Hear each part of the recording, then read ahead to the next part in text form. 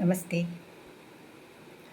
ഹരേ രാമ രാമ രാമ ഹരേ ഹരേ, ഹരേ കൃഷ്ണ കൃഷ്ണ കൃഷ്ണ ഹരേ ഹരേ. ഓം ഗുരുർബ്രഹ്മ ഗുരുർവിഷ്ണു ഗുരുർദേവോ മഹേശ്വര, ഗുരു സാക്ഷാൽ പരബ്രഹ്മ തസ്മൈ ശ്രീ ഗുരവേ നമഃ.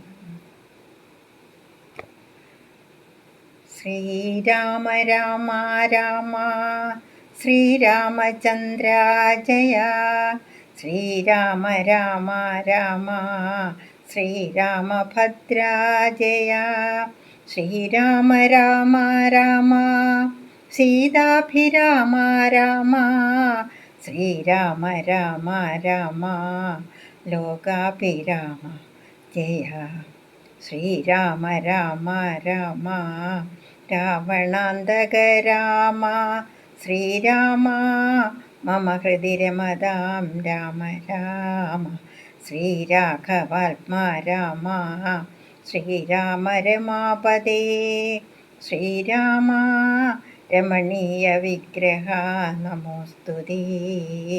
നാരായണായ നമോ നാരായണായ നമോ നാരായണായ നമോ നാരായണായ നമഃ.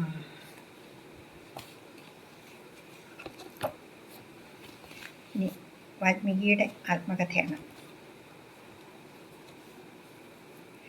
കർണാമൃതം തവ നാമമാഹാത്മ്യമോ വർണ്ണിപ്പതിനാർക്കുമാവതുമല്ലല്ലോ, ചിന്മയനായ നിൻ നാമമഹിമയാൽ ബ്രഹ്മമുനിയായി ചമഞ്ഞിതു ഞാനെടോ.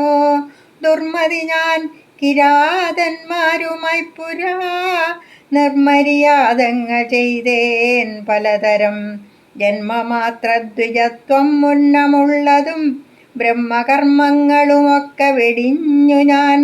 ശൂദ്രസമാചാര തൽപരനായോരു ശൂദ്രതരുണിയുമായി വസിച്ചേൻ ചിരം. പുത്രരെയും വളരെ ജനിപ്പിച്ചതു നിസ്ത്രവം. ചോരന്മാരോടു കൂടെ ചേർന്നു നിത്യവും ചോരനായി വില്ലും അമ്പും ധരിച്ചെത്ര ജന്തുക്കളെ കൊന്നേൻ ചതിച്ചു ഞാൻ. എത്ര വസ്തു പറിച്ചേൻ ദ്വിജന്മാരോടുമത്ര മുനീന്ദ്രവനത്തിൽ നിന്നേകദാ. സപ്തമുനികൾ വരുന്നതു കണ്ട ഞാൻ തത്ര വേഗേന ചെന്നേൻ മുനിമാരുടെ വസ്ത്രാദികൾ പറിച്ചിടുവാൻ മൂഢനായി. മധ്യാഹ്നമാർത്താണ്ഡ തേജസ്വരൂപികൾ നിർദ്ദയം പ്രാപ്തനാം ദുഷ്ടനാം എന്നെയും വിദ്രുതം നിർജ്ജനേ ഘോരമഹാവനെ ദൃഷ്ട്വാ സസംഭ്രമമെന്നോടരുൾ ചെയ്തു. തിഷ്ഠ തിഷ്ഠ ത്വയാ കർത്തവ്യമത്ര കിം, ദുഷ്ടമതേ പരമാർത്ഥം പറകെന്നു തുഷ്ട്യാ. മുനിവരന്മാരരുൾ ചെയ്തപ്പോൾ നിഷ്ഠുരാത്മാവായ ഞാനും അവർകളോടിഷ്ടം മതീയം പറഞ്ഞേൻ നൃപാത്മജാ. പുത്രധാരാദികളുണ്ടെനിക്കെത്രയും ക്ഷുത്ര പ്രപീഡിതന്മാരായിരിക്കുന്നു.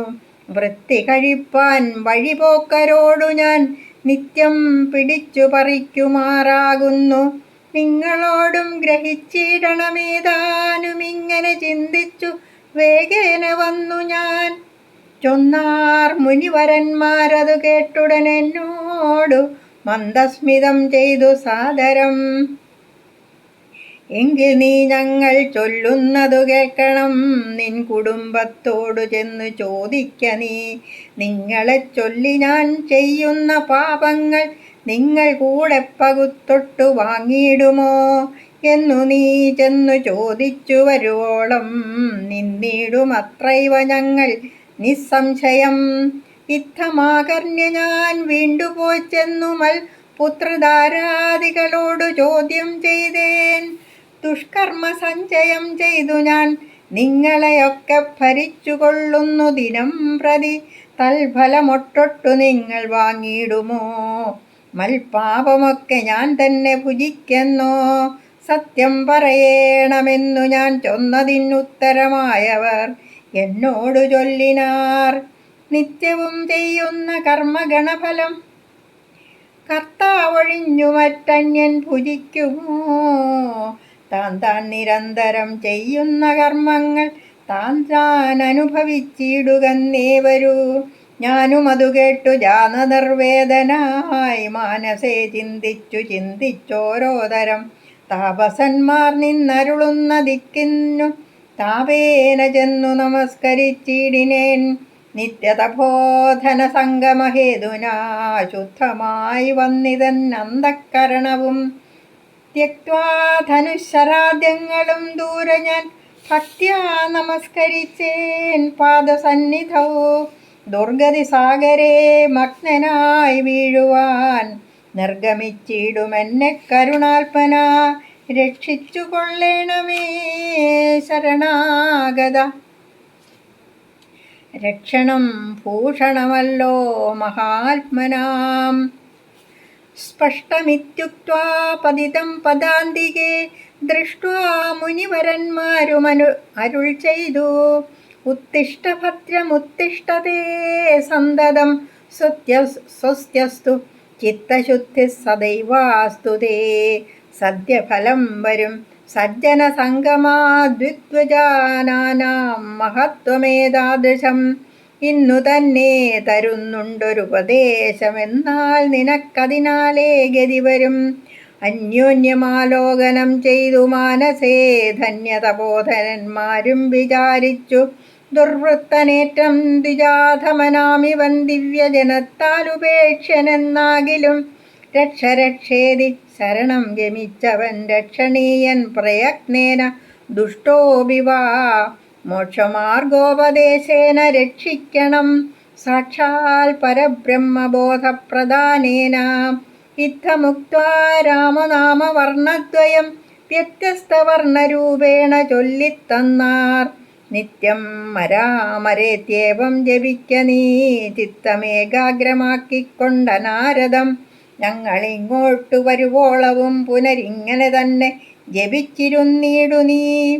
ഇത്തമനുഗ്രഹം ദത്വാ മുനീന്ദ്രന്മാർ സത്വരം ദിവ്യപഥാഗമിച്ചിടിനാർ. നത്വാമരേതി ജപിച്ചിരുന്നേനഹം ഭക്ത്യാ സഹസ്രയുഗം കഴിവോളവും. പുറ്റുകൊണ്ടെന്നുടൽ മൂടിച്ചമഞ്ഞിതു മുറ്റും മറഞ്ഞു ചമഞ്ഞിതു ബാഹ്യവും. താപസേന്ദ്രന്മാരും അന്നെഴുന്നള്ളിനാർ ഗോപതിമാരുദയം ചെയ്തതുപോലെ. നിഷ്ക്രമിച്ചിടെന്നു ചൊന്നതു കേട്ടു ഞാൻ നിർഗമിച്ചിടിനേനാശു നാഗൂതരാൽ. വൽമീകമധ്യതോ നിന്നു ജനിക്കയാൽ അമ്മുനീന്ദ്രന്മാരഭിധാനവും ചെയ്താർ. വൽമീകിയാം മുനിശ്രേഷ്ഠൻ ഭവാൻ ബഹുലാന്മായ വേദിയായി ബ്രഹ്മജ്ഞനാക നീ എന്നരുൾ ചെയ്തെഴുന്നള്ളി. മുനികളുമന്നു തുടങ്ങി ഞാൻ ഇങ്ങനെ വന്നതും രാമനാമത്തിൻ പ്രഭാവം നിമിത്തമായി. രാമാ ഞാനിങ്ങനെയായി ചമഞ്ഞിടിനേൻ. ഇന്നു സീതാ സുമിത്രാത്മജന്മാരോടും നിന്നെ മുതാ കാൺമതിന്നവകാശവും വന്നിതെനിക്കു മുന്നം ചെയ്ത പുണ്യവും നന്നായി ഫലിച്ചു കരുണാജലനിധേ. രാജീവലോചനം രാമം ദയാപരം രാജേന്ദ്രശേഖരം രാഘവം ചക്ഷുഷാ കാണായ മൂലം വിമുക്തനായേനഹം ത്രാണനിപുണ ധൃതശകുലപദേ. സീതയാ സാർത്ഥം വസിപ്പതിനായോരു മോദകരസ്ഥലം കാട്ടിത്തരുവൻ ഞാൻ. പോന്നാലുമെന്നെഴുന്നള്ളിനാനന്തികേ ചേർന്നുള്ള ശിഷ്യ പരിവ്രതനാം മുനി. ചിത്രകൂടാചലഗംഗയോരന്തരാ ചിത്രമായോരുടജം തീർത്തു മാമുനി.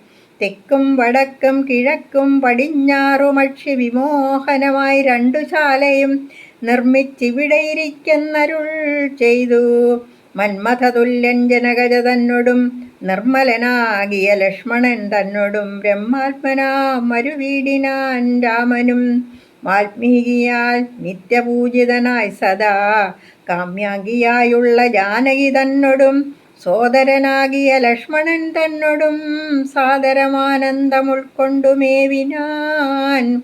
ദേവമുനീവരസേവിതനാകിയ ദേവരാജൻ ദിവി വാഴുന്നതുപോലെ.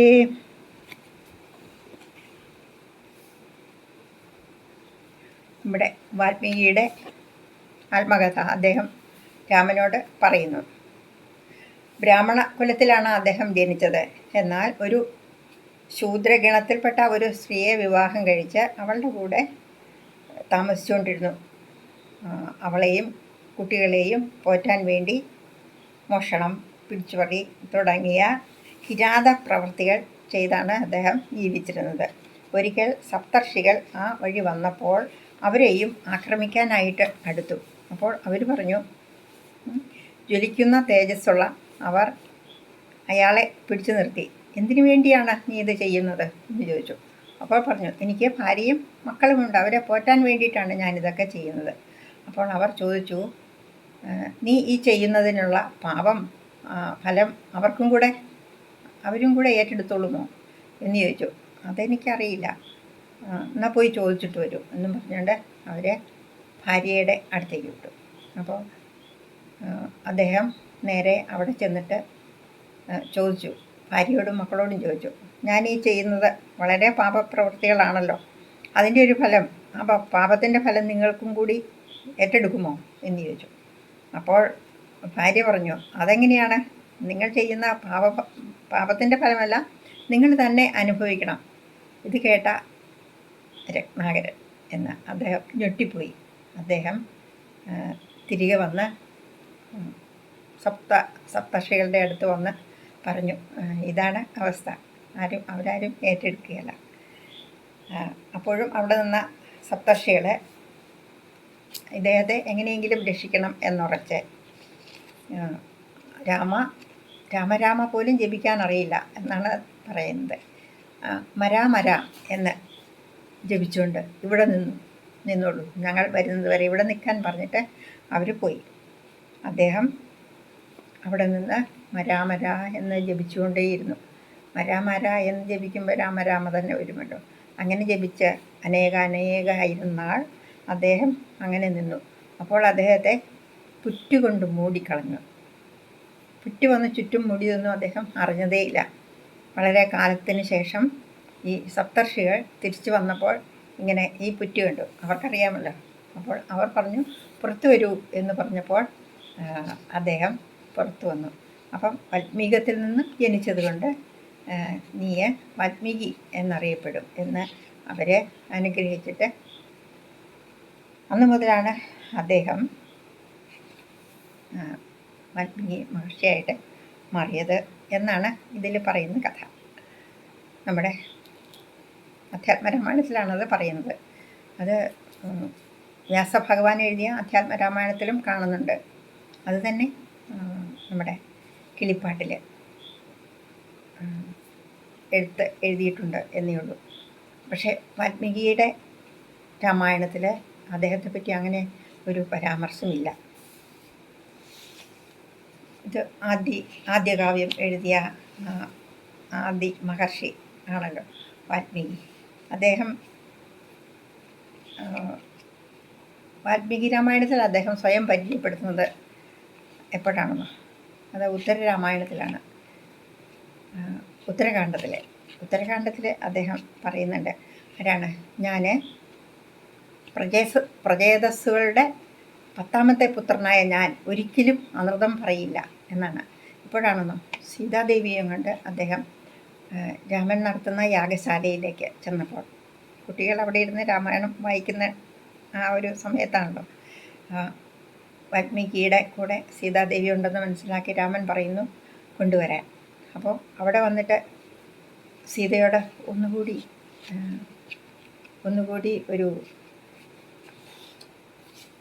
ഒരിക്കൽ കൂടി നീ സത്യം ചെയ്യുമോ എന്ന് സീതയോട് രാമൻ ചോദിക്കുന്നു. അപ്പോൾ വാൽമീകി പറയുന്നു, ഞാൻ പ്രജേതസ്സുകളുടെ 10ാമത്തെ പുത്രനായ ഞാൻ ഒരിക്കലും അനൃതം എന്തെന്ന് പോലും അറിയാതെ ഞാൻ പറയുന്നു, ഇവൾ പതിവ്രതയാണ്, ഇവൾ രാമനെ അല്ലാതെ മറ്റാരെയും മനസ്സിൽ പോലും ചിന്തിച്ചിട്ടില്ല എന്ന് അദ്ദേഹം പറയുന്നുണ്ട്. അദ്ദേഹം സീത അത് പറയരുത് എന്ന് തന്നെയാണ് അദ്ദേഹം ഉദ്ദേശിച്ചത്. അങ്ങനെ രാമൻ നിർബന്ധിക്കരുത് എന്നും അദ്ദേഹത്തിന് ഉദ്ദേശമുണ്ട് എന്ന് നമുക്കത് കേൾക്കുമ്പോൾ തോന്നും. അത്രയേറെ തൻ്റെ മകളെപ്പോലെ തന്നെ അങ്ങനെ സീതയെ അദ്ദേഹം കൊണ്ടുവന്ന ആ ഒരു ചിത്രം കാണുമ്പോൾ നമുക്ക് വികാരഭരിതരായി പോകും. അപ്പോൾ അങ്ങനത്തെ ആ ഒരു വാൽമീകിയാണ്. ഇങ്ങനെ ഒരു പരാമർശം ഒരിക്കലും ഒരിടത്തും കാണുന്നില്ല. ഉത്തരകാണ്ഡത്തിലാണ് വാൽമീകിയെ പറ്റി കൂടുതലായിട്ട് നമ്മൾ കാണുന്നതും. പിന്നെ ഈ കഥ സംബന്ധിച്ച്, വാൽമീകിയുടെ കഥ സംബന്ധിച്ച് യശശരീരനായ ആർ ഹരി എന്ന മഹാത്മാവ് തൻ്റെ വാൽമീകി രാമായണം ഒരു പഠനം എന്ന പുസ്തകത്തിൽ പറഞ്ഞൊരു കാര്യമുണ്ട്. ഡൽഹിക്കടുത്ത് ഹരിയാനയിൽ ഒരു പ്രദേശത്ത് RSSൻ്റെ ഒരു ശിബിരം നടന്നുകൊണ്ടിരിക്കുകയായിരുന്നു. അക്കാലത്ത് അന്ന് ഒരു കാര്യകർത്താവ് 500 ആൾക്കാരുള്ള ഒരു ശിബിരമായിരുന്നു അത്രേ. അപ്പം ഒരു കാര്യകർത്താവ് മഹാന്മാരോടുള്ള ഈ ദിവ്യജനങ്ങളോടുള്ള സംസർഗം കൊണ്ട് മോശം സ്വഭാവമുള്ളവർ നല്ലവരായി വരുന്ന ഒരു കഥയാണ് അദ്ദേഹം പറഞ്ഞത്. അത് ഈ വാൽമീകിയുടെ കഥയാണ് പറഞ്ഞത്. ഈ പറയുന്ന കഥ രത്നാകരൻ മുനിയായി മാറിയ ആ കഥ ഇങ്ങനെ പറഞ്ഞു. ക്ലാസ് കഴിഞ്ഞ് കേൾവിക്കാരുടെ അഭിപ്രായങ്ങൾ പറയാനായിട്ട് ഒരു അവസരമുണ്ടത്രേ. അപ്പോൾ ആ അവസരം പറയാനായിട്ട് ഒരു കുട്ടി എഴുന്നേറ്റ് നിന്ന്. അപ്പോൾ അവർ ഒരു ഗ്രാമത്തിൽ നിന്ന് വരുന്ന കുട്ടികളാണ്. ഒരു 10-25 പേര് ഡിഗ്രിക്ക് പഠിക്കുന്ന കുട്ടികളാണത്രേ. അവരൊരു വാൽമീകി എന്ന ജാതിയാണ്.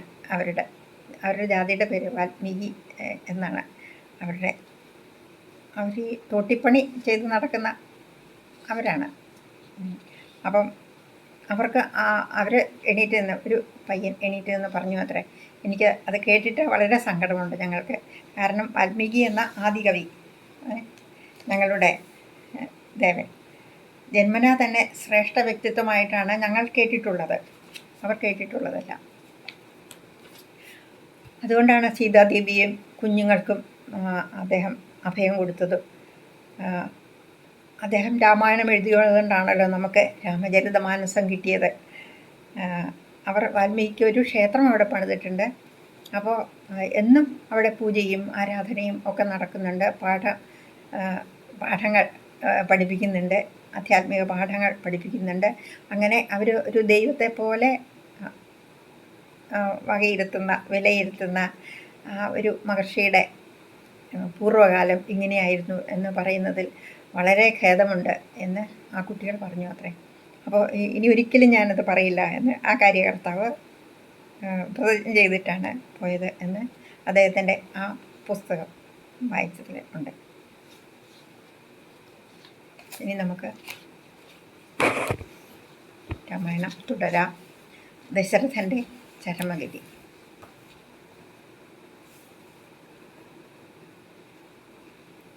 മന്ത്രിവരനാം സുമന്ത്രരുമേറിയോരന്തശുജാ ചെന്നയോധ്യ ബുക്കീടിനാൻ.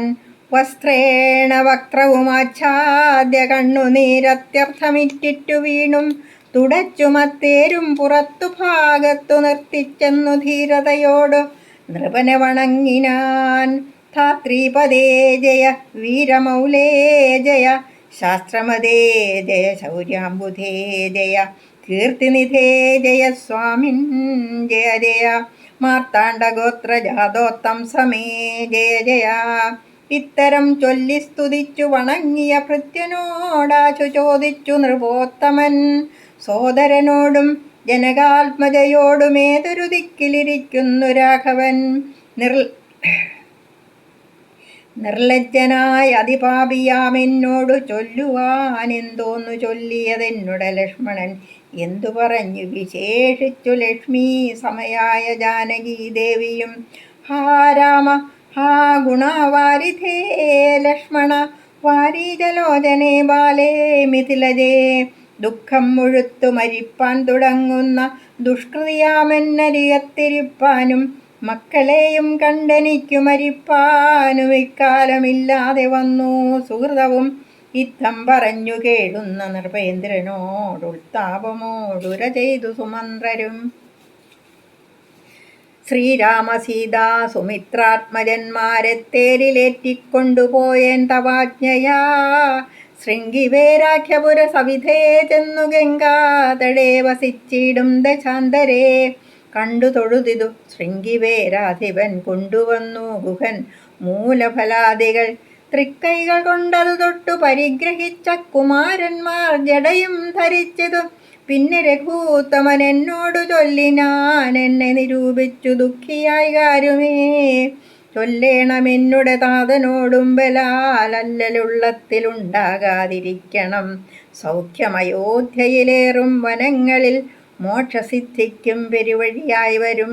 മാതാവിനും നമസ്കാരം വിശേഷിച്ചു ഖേദമെന്നെക്കുറിച്ചുണ്ടാകരുതേതും.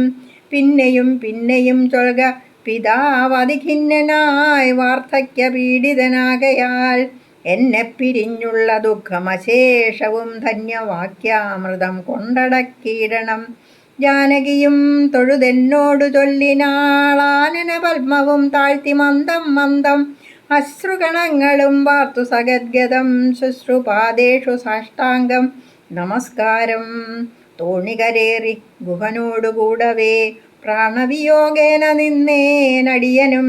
അക്കരെ ചെന്നിറങ്ങിപ്പോയി മറവോളമിക്കര നിന്നു ശവശരീരം പോലെ 4-5 നാഴിക ചെന്നവാറെ ധൈര്യമാലംബ്യമന്തം നിവർത്തനായിടിനാൻ. തത്ര കൗസല്യ കരഞ്ഞു തുടങ്ങിനാൾ, ദത്തമല്ലോ പണ്ടു പണ്ടേ വരദ്വയം. ഇഷ്ടയായൊരു കൈയേയിക്കു രാജ്യമോ തുഷ്ടനായി നൽകിയാൽ പോരായിരുന്നിതോ. മൽപുത്രനെ കാനനാന്തേ കളവതിനി പാപിയെന്തു പിഴച്ചിതു ദൈവമേ. ഏവമെല്ലാം വരുത്തി തനിയെ പരിദേവനം ചെയ്വതിനെന്തോരു കാരണം. ഭൂപതി കൗസല്യ ചൊന്നൊരു വാക്കുകൾ താപേന കേട്ടു മന്ദം പറഞ്ഞിടിനാൻ. പുണ്ണിലൊരു കൊള്ളി വയ്ക്കുന്നത് പോലെ പുണ്യമില്ലാതെ മാം ഖേദിപ്പിയായിക നീ. ദുഃഖമുൾക്കൊണ്ടു മരിപ്പാൻ തുടങ്ങുമെന്നുൾക്കാമ്പുരുക്കി ചമയ്ക്കായിക വല്ലവേ. പ്രാണപ്രയാണമടുത്തു തപോധനൻ പ്രാണവിയോഗേ ശപിച്ചതു കാരണം. കേൾക്ക നീ ശാപവൃത്താന്തം മനോഹരേ. സാക്ഷാൽ തപസ്വികൾ ഈശ്വരന്മാരല്ലോ.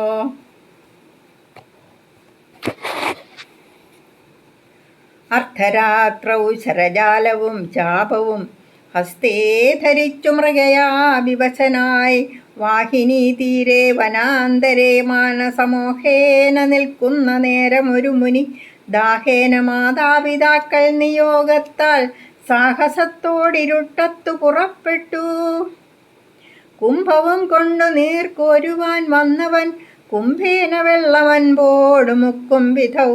കുംഭത്തിൽ നീരകമ്പുക്ക ശബ്ദം കേട്ടു കുംഭി തുമ്പിക്കൈലംഭോഗതമിതി ചിന്തിച്ചുടൻ നാദഭേദിനം സായകം. സന്ധായ ചാപേ ദൃഢമയച്ചിടിനേൻ. ഹാഹാ ഹതോസ്മ്യഹം ഹാഹാ ഹതോസ്മ്യഹം. ഹാഹേതി കേട്ടിതു മാനുഷവാക്യവും. ഞാനൊരു ദോഷമാരോടുമേ ചെയ്തില കേനവാ ഹന്ത ഹതോഹം വിധേ വൃഥാ.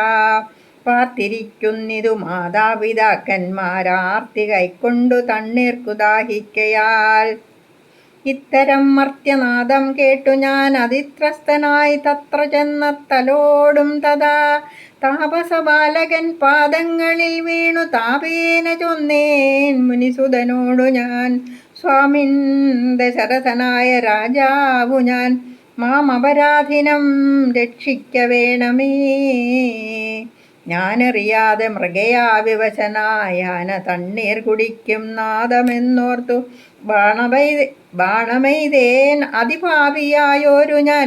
പ്രാണൻ കളയുന്നതുണ്ടിനി വൈകാതെ പാദങ്ങളിൽ വീണു കേണീടുമെന്നോടു ഖേദം കലർന്നു ചൊന്നാൻ മുനിബാലകൻ. കർമ്മമത്രേ തടുക്കാവതെല്ലാർക്കുമേ ബ്രഹ്മഹത്യാ പാപമുണ്ടാകയില്ലതേ. വൈശ്യനത്രേ ഞാൻ മമ പിതാക്കന്മാരെ ആശ്വസിപ്പിക്ക നീ.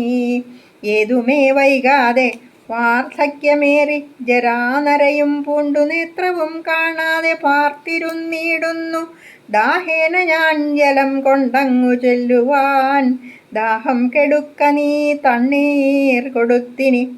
വൃത്താന്തമെല്ലാം അവരോടറിയിക്ക സത്യമെന്നാൽ അവൻ നിന്നെയും രക്ഷിക്കും. എന്നുടെ താതനു കോപമുണ്ടാകിലോ, നിന്നെയും ഭസ്മമാക്കിയിടുമറിയ നീ. പ്രാണങ്ങൾ പോകാഞ്ഞു പീഡയുണ്ടേറ്റവും, ബാണം പറിക്ക നീ വൈകരുതേതുമേ. എന്നതു കേട്ടു ശല്യോദ്ധരണം ചെയ്തു. പിന്നെ സജലം കലശവും കൈക്കൊണ്ടു ദമ്പതിമാരിയ്ക്കുന്ന അവിടേക്ക് അതിസംഭ്രമത്തോടു ഞാൻ ചെല്ലും ദശാന്തരേ. വൃദ്ധതയോടു നേത്രങ്ങളും വേറുപേട്ടർദ്ധരാത്രിക്കു വിശന്നു ദാഹിച്ചഹോ. വർത്തിക്കുമെങ്ങൾക്കു തണ്ണീർക്കു പോയൊരു പുത്രനുമിന്നും മറഞ്ഞു കളഞ്ഞിതോ.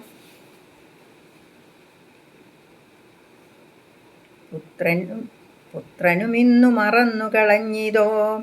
മറ്റില്ലൊരാശ്രയം ഞങ്ങൾക്കൊരു നാളും മുറ്റും ഭവാനൊഴിഞ്ഞെന്തു വൈകിടുവാൻ. ഭക്തിമാനേറ്റവും മുന്നമെല്ലാം അതിസ്വസ്ഥനായി വന്നിതോ നീ കുമാരാബലാൽ. ഇപ്രകാരം നിരൂപിച്ചിരിക്കും വിധൗ മൽപാദവിന്യാസജധ്വനി കേൾക്കായി. കാൽപ്പെരുമാറ്റം മതീയം തഥാ കേട്ടു താൽപര്യമോടു പറഞ്ഞു ജനകനും. വൈകുവാൻ എന്തുമൂലം മമ നന്ദന, വേഗേന തണ്ണീർ തരിക നീ സാദരം. ഇത്തമാകർണ്യ ഞാൻ ദമ്പതിമാർ പദം ഭക്ത്യാ നമസ്കരിച്ചത്രയും ഭീതനായി. വൃത്താന്തമെല്ലാം അറിയിച്ചിതന്നേരം പുത്രനല്ലല്ല അയോധ്യാധിപനാകിയ പൃഥ്വീവരൻ ഞാൻ ദശരഥനെന്നു പേർ. രാത്രൗ വനാന്തേ മൃഗയാ വിവശനായി ശാർദൂലമുഖ്യമൃഗങ്ങളെയും കൊന്നു പാർത്തിരുന്നേ നദീതീരെ മൃഗാശയാ. കുംഭത്തിൽ നീരകമ്പുക്ക ശബ്ദം കേട്ടു കുംഭീവരൻ നിജ തുമ്പിക്കരം തന്നിൽ. അംഭസുകൊള്ളുന്ന ശബ്ദമെന്നോർക്കയാൽ അമ്പയച്ചേൻ അറിയാതെ അതും ബലാൽ. പുത്രനു കൊണ്ട നേരത്തു കരച്ചിൽ കേട്ടെത്രയും ഭീതനായി തത്ര ചെന്നിടിനേൻ. ബാലനെ കണ്ടു നമസ്കരിച്ചേനതുമൂലം അവനുമെന്നോടു ചൊല്ലിയിടിനാൻ. കർമ്മമത്രേ മമ വന്നതിതു തവ, ബ്രഹ്മഹത്യാപാപമുണ്ടാകയില്ലതേ. കണ്ണും പൊടിഞ്ഞു വയസ്സുമേറെ പുക്കു പർണശാലാന്തേ വിശന്നു ദാഹത്തൊടും എന്നെയും പാർത്തിരിക്കും പിതാക്കന്മാർക്കു തണ്ണീർ കൊടുക്കയെന്നെന്നോടു ചൊല്ലിനാൻ. ഞാനതു കേട്ടുഴറ്റോടു വന്നേനിനി. ജ്ഞാനികളാം നിങ്ങളൊക്കെ ക്ഷമിക്കണം. ശ്രീപാദപങ്കജമെന്നിയെ മറ്റില്ല പാപിയായോരടിയന്നവലംബനം. ജന്തുവിഷയകൃപാവശന്മാരല്ലോ സന്തതം താപസപുങ്കവന്മാർ നിങ്ങൾ. ഇത്തമാകർണ്യ കരഞ്ഞു കരഞ്ഞവരെത്രയും ദുഃഖം കലർന്നു ചൊല്ലിയിടിനാൾ. പുത്രനെവിടെ കിടക്കുന്നിതു ഭവാൻ തത്രൈവ ഞങ്ങളെ കൊണ്ടുപോയിടണം. ഞാനതു കേട്ടവർ തമ്മെ എടുത്തതിദീനതയോടു മകനുടൽ കാട്ടിനേൻ. കഷ്ടമാഹന്തകഷ്ടം കർമ്മമെന്നവർ തൊട്ടു തലോടിത്തനയ ശരീരവും പിന്നെ പലതരം ചൊല്ലി വിലാപിച്ചു ഖിന്നതയോടവരെന്നോടു ചൊല്ലിനാൻ. നീനി നല്ല ചിതചമച്ചിടണം, തീയുമേറ്റം ജ്വലിപ്പിച്ചു വൈകിടാതെ. തത്ര ഞാനും ചിത കൂട്ടിയനന്നേരം പുത്രേണ സാഗം പ്രവേശിച്ചവർകളും ദഗ്ധദേഹന്മാരുമായി ചെന്നു മൂവരും വൃത്രാരിലോകം ഗമിച്ചു വാണിടിനാർ. വൃദ്ധതബോധനന്നേരമെന്നോടു പുത്രശോകത്താൽ മരിക്കെന്നു ചൊല്ലിനാൻ. ശാപകാലം നമുക്കാഗതമായതു താപസവാക്യം അസത്യമായും വരാ. മന്നവനേവം പറഞ്ഞു വിലാപിച്ചു പിന്നെയും പിന്നെയും കേണു തുടങ്ങിനാൻ. ഹാ രാമ പുത്രാ, ഹാ സീതേ ജനകജേ, ഹാ രാമലക്ഷ്മണ, ഹാ ഗുണാംബുധേ. നിങ്ങളെയും പിരിഞ്ഞൻ മരണം പുനരിങ്ങനെ വന്നതു കൈകേയി സംഭവം. രാജീവനേത്രനെ ചിന്തിച്ചു ചിന്തിച്ചു രാജാ ദശരഥൻ പുക്കുസുരാലയം.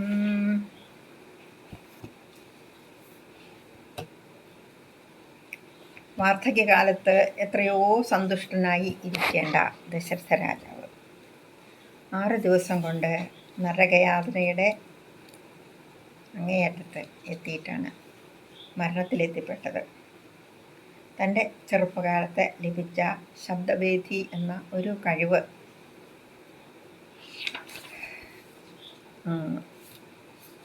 യൗവനത്തിൽ ഈ ശബ്ദവേദി എന്ന അമ്പ് ഉപയോഗിച്ച് നായാട്ടിനായിട്ട് പോയി ദശരഥ രാജാവ്.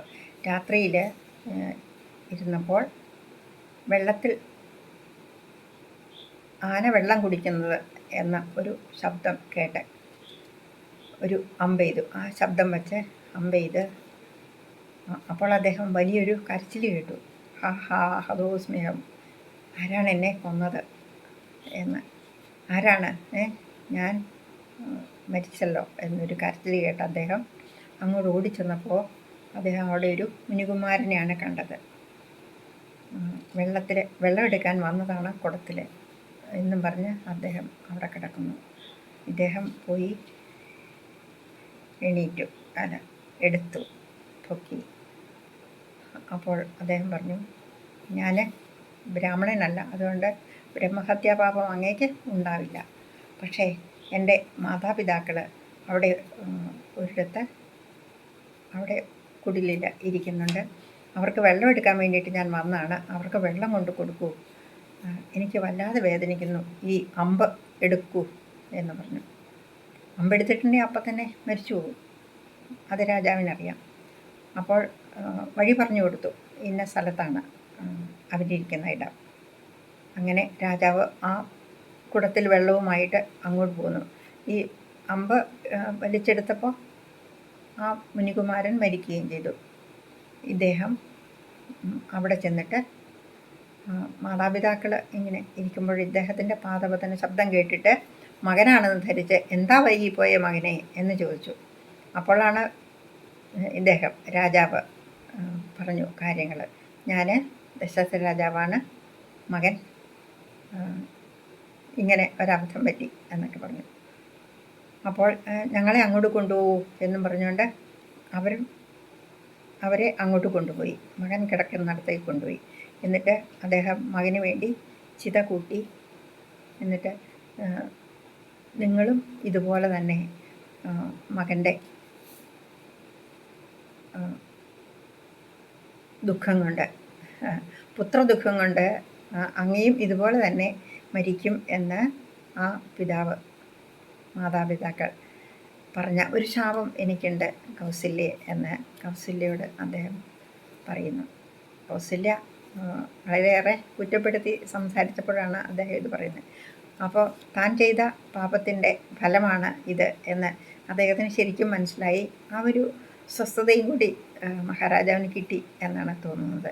കാരണം താൻ തന്നെ ചെയ്ത കുറ്റത്തിനുള്ള ഒരു ശിക്ഷയാണല്ലോ ഇത് എന്ന് ഓർക്കുമ്പോൾ ശിക്ഷ എല്ലാവരും സ്വീകരിക്കുക തന്നെ ചെയ്യും, അല്ലേ? അതുകൊണ്ട് സമാധാനവുമായി എന്ന് തോന്നുന്നു. ഏതായാലും അന്നത്തെ ആ വേദന മുഴുവൻ ഉറഞ്ഞ കൂടി കിടന്നത് അത്രയും അദ്ദേഹത്തിൻ്റെ വിചാരങ്ങളെയൊക്കെ സ്വാധീനിച്ചിട്ടുണ്ടാവാം, അല്ലേ? അതുകൊണ്ടായിരിക്കും ഇത്രയും ഭയവും. വിശ്വാമിത്രൻ മഹർഷി വന്ന മകനെ കൊണ്ടുപോകാൻ സമയത്തും ഭാർഗവരാമൻ ഇവരെ നേരിടാൻ സമയത്തുമൊക്കെ അദ്ദേഹം ബോധഹീനനായി പോകുന്നുണ്ടല്ലോ. എത്രയേറെ ഭയചകിതനായിട്ടാണ് അദ്ദേഹം ജീവിച്ചത്. ഒരുപക്ഷെ ഈ ചെറുപ്പകാലത്തിൽ വന്ന ഈ ഒരു അതിഭീകരമായ ആ വേദനയിൽ നിന്നുമാകാം അദ്ദേഹത്തിന് ഇതൊക്കെ ഉണ്ടായിരുന്നത് എന്ന് തോന്നുന്നു. അങ്ങനെ നമുക്ക് കരുതാം. ഇനി അടുത്തതിൽ ഭരതാഗമനമാണ്. അത് നമുക്ക് നാളെ കാണാം. ഓം നമോ ഭഗവതേ വാസുദേവായ. ഓം തത്സത്.